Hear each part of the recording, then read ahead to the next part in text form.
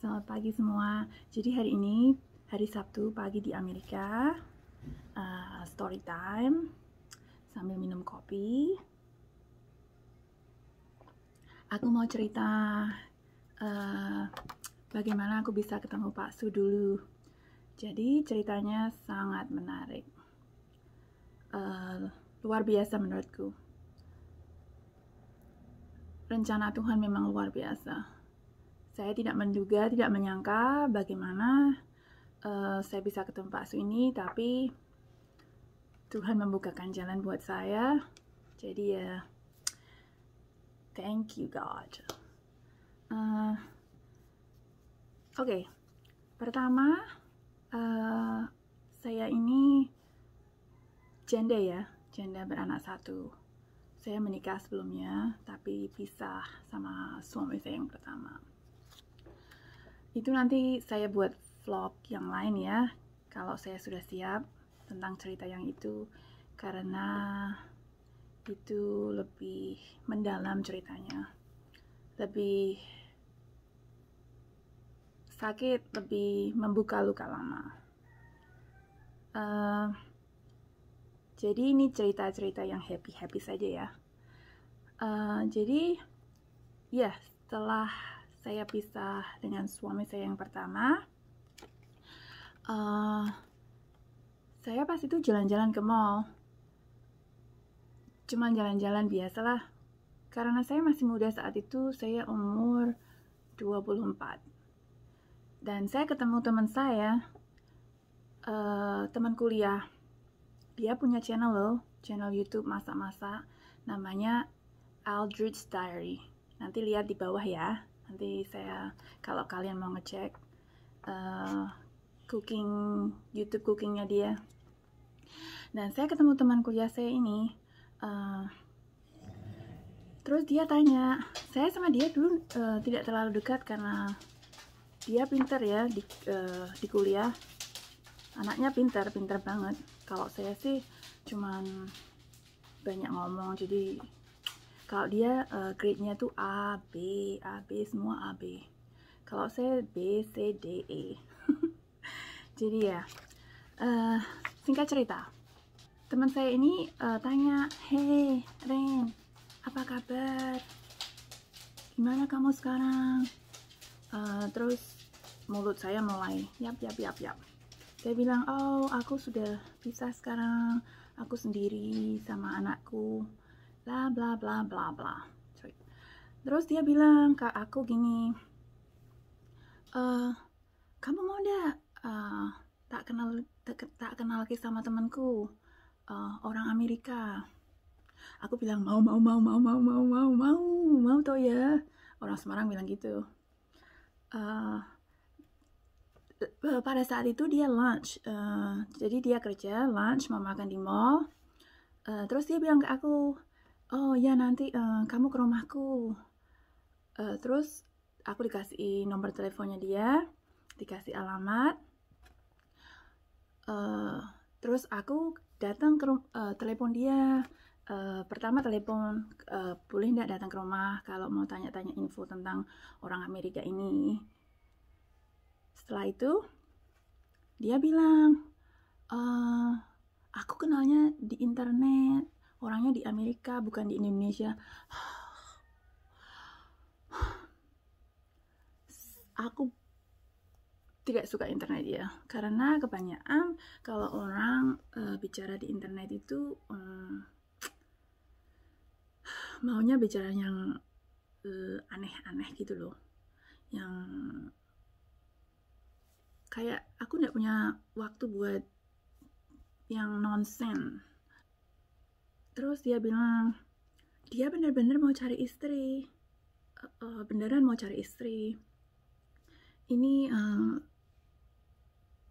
tapi aku bilang sama dia, tapi di Amerika jauh, apa mau sama orang Indonesia sudah beranak. Dia bilang terus teman saya ini bilang sama aku, dia bilang sama aku suruh cariin teman, kalau ada teman baik suruh kenalin ke dia. Ini alamat emailnya, kamu email ke dia, bilang aku yang kasih tahu kamu.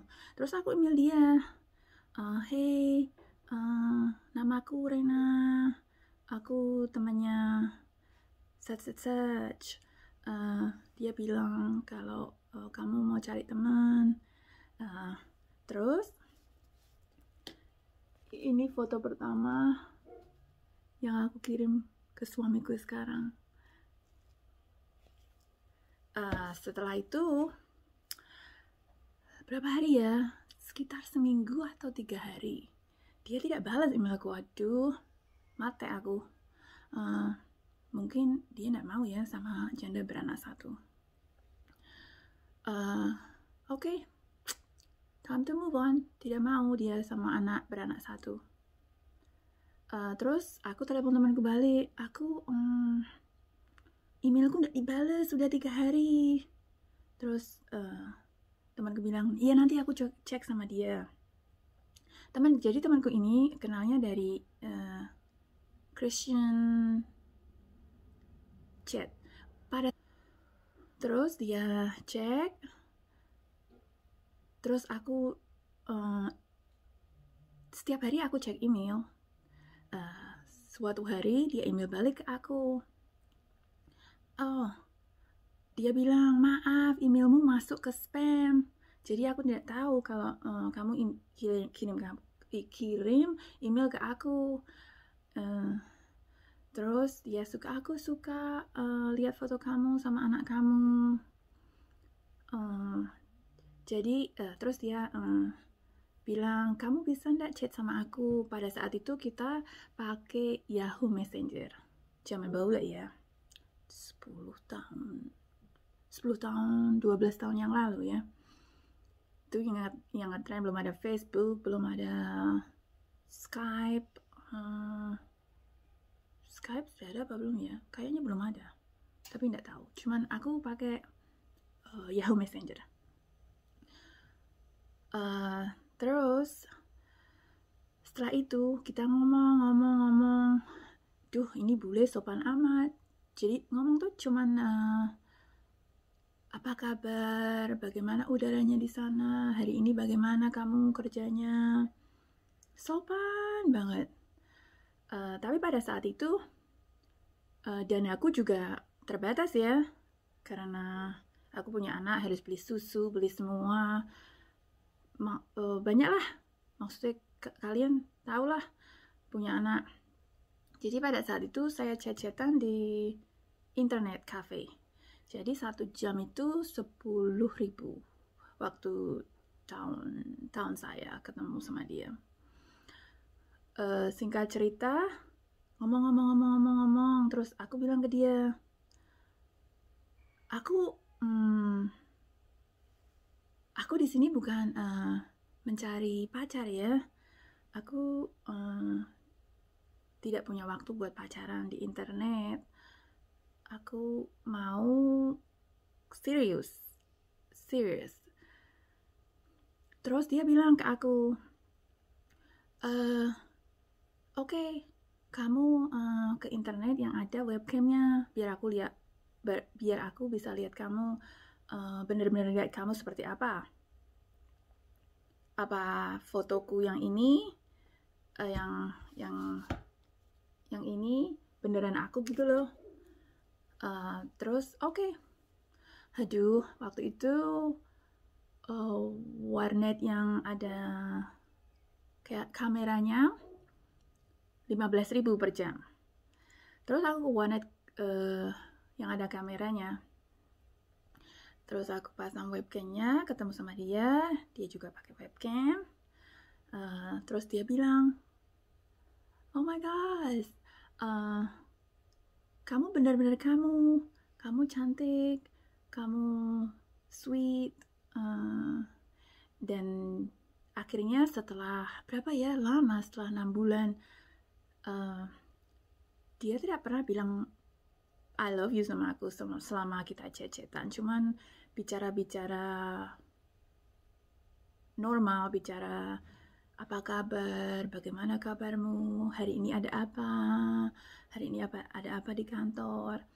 Terus setelah aku pakai webcam, setelah sekian lama, setelah 6 bulan ya sekitar, dia bilang, oh I love you, I wanna marry you, I wanna come to Indonesia and marry you. Jadi dia mau datang ke Indonesia dan menikahi saya.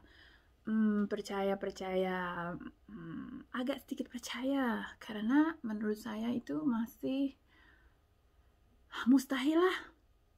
Kenapa jauh-jauh datang ke Indonesia orang Amerika ya? Kan bule-bule Amerika juga cantik-cantik gitu loh. Yang single-single, yang tidak punya anak kan masih ada ya. Masih banyak, bukan masih ada. Masih banyak ya. Setelah itu kita bicara-bicara setiap hari. Terus singkat cerita, Pak Su bilang ke aku, nanti datang ke Indonesia bulan Februari ya. Terus aku tunggu bulan Februari tanggal berapa ya? Belum tahu tanggalnya. Terus setelah itu ngomong-ngomong lagi, chat-chatan lagi.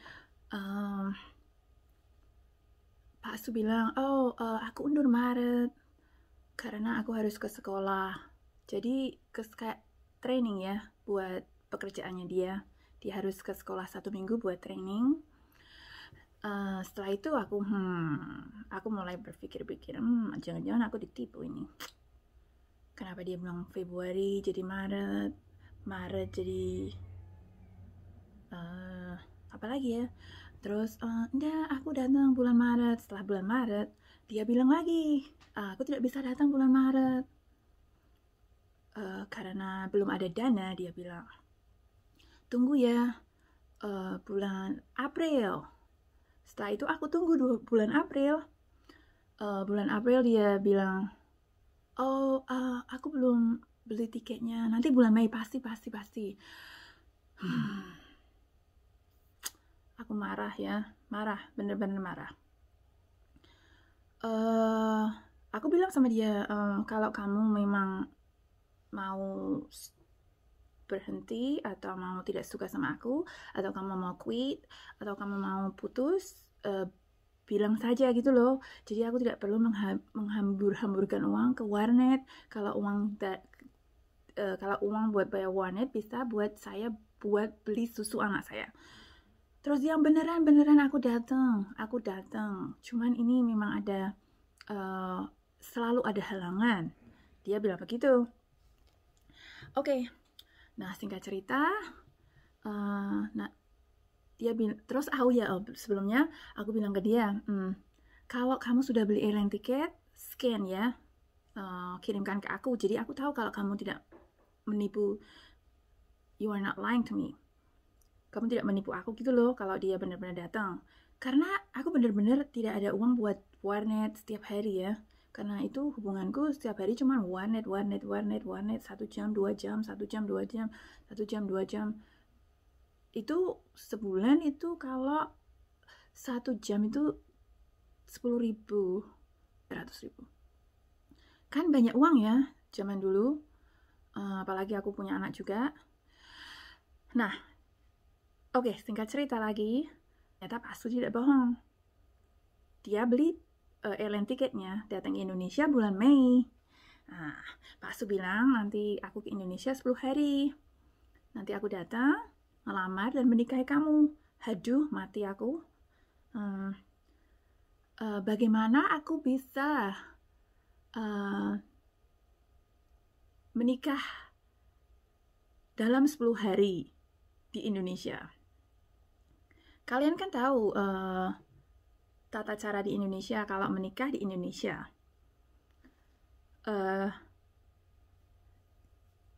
Jadi kalian harus menikah menurut agama kalian, terus dibawa ke catatan sipil, diproses catatan sipil. Aduh, semua memang luar biasa. Semua sudah diatur Tuhan, semua sudah direncana sama Tuhan. Aku tidak tahu ini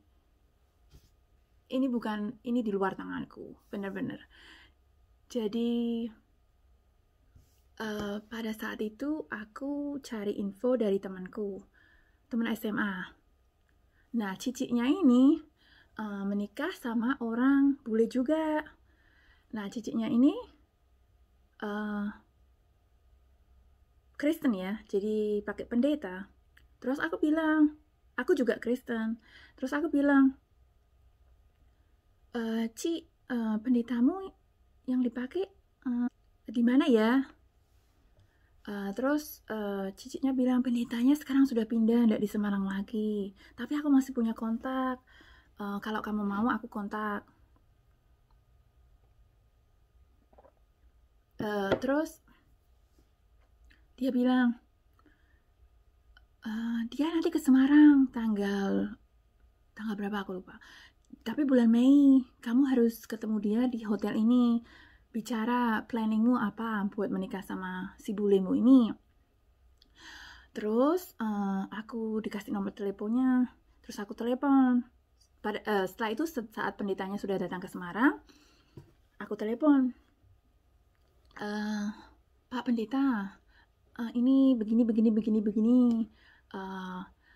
Terus Pak Pendetanya bilang, aku juga sibuk ini, aku bisanya jam berapa ya, 11 atau 12, aku punya waktu luang sedikit, kalau kamu mau kamu bisa membuat schedule ya, jadwal. Jadi saya yang harus mengikuti jadwal dia. Oke lah, oke Pak, ya. Terus kita booking restoran. Setelah di booking, jamnya sudah benar-benar fix sama dia. Terus kita akhirnya menikah. Ini Pak Pendetanya, ini suami, ini aku zaman dulu, ini mami, ini papi. Itu menikahnya di restoran, bukan di gereja, karena Pak Pendetanya sudah tidak berdomisili di gerejanya dia yang di Semarang, dia pindah ke kota lain. Nah, terus